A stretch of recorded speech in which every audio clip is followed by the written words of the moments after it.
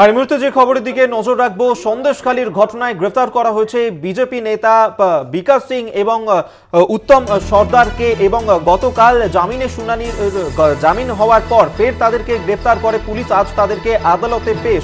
আমরা এই নিয়েই কথা বলবো। আমাদের সঙ্গে এই মুহূর্তে সরাসরি রয়েছেন প্রতিনিধি সঞ্জিত চক্রবর্তী। সঞ্জিত, গতকালই তারা জামিন পেয়েছিলেন, কিন্তু সেই সময় তাদেরকে গ্রেফতার করে পুলিশ। আজ তাদেরকে আদালতে পেশ করা হবে, কি জানা যাচ্ছে?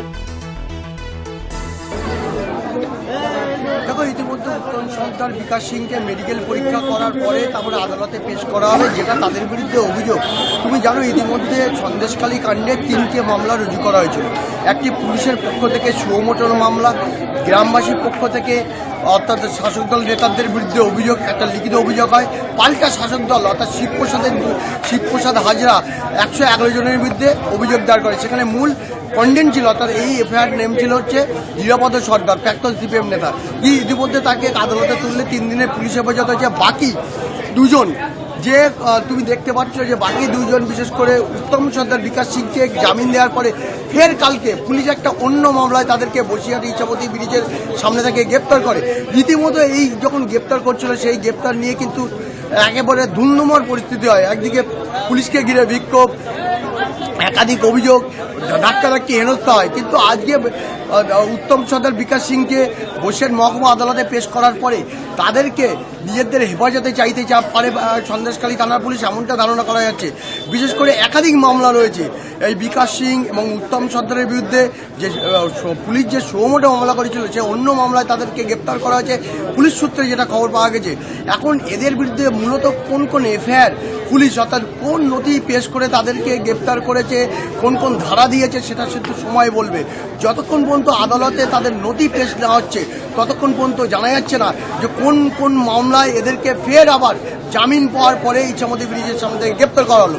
সব মিলে গোটা প্রক্রিয়া কিন্তু যথেষ্ট পুলিশ সতর্ক, এবং এই নিয়ে কিন্তু রীতিমতো ক্ষোভ উগরে দিয়েছে অর্থাৎ বিরোধী দল, অর্থাৎ রাজ্য বিজেপির সভাপতি সুকান্ত মজুমদারের নেতৃত্বে। জানো, আজকে পুলিশ অফিসে মহান পুলিশ সুপারের অফিস ঘেরাও করা রয়েছে। সে পাশাপাশি অন্য জায়গায় এখানে পুলিশি বলয় তৈরি করা হয়েছে। সব মিলে গোটা প্রক্রিয়া অর্থাৎ সন্দেশখালী কাণ্ড নিয়ে রীতিমতো কিন্তু একেবারে পুলিশ প্রশাসন কঠোর পদক্ষেপ নিয়েছে। আর পাশাপাশি তুমি তো এর আগেই আমি বলছিলাম যে ডিআইজি বারাসাত দেন যে সুবিত কুমারের নেতৃত্বে 10 জন পুলিশ আধিকারিক, অর্থাৎ সেখানে এসপি রয়েছেন, 2 অফিসারকে নিয়ে একটা বিশেষ টিম তৈরি করা হয়েছে। সেই টিমটা কিন্তু গ্রামে গ্রামে যাবে, মহিলাদের সঙ্গে কথা বলবে, এবং তাদের মোবাইল ফোন দেওয়া হয়েছে, মোবাইল ফোনের নাম্বার দেওয়া হয়েছে। পুলিশ সুপার নিজে নাম্বার দিয়েছেন, সরাসরি তাদের সঙ্গে অভিযোগ করবেন। সেই অভিযোগের ভিত্তিতে কারা তাদেরকে এই ধরনের উস্কানি দিচ্ছে বা এর সঙ্গে কোনো কিছু প্রমোট করছে কিনা, কোনো মানে এটাকে উত্তেজনা তৈরি করছে কিনা, সেটাও পুলিশ আধিকারিকরা পুরো দেখে পূর্ণাঙ্গ রিপোর্ট তৈরি করবে। রিপোর্ট তৈরি করার পরে সেটা স্বরাষ্ট্র সচিবকে পাঠাবে।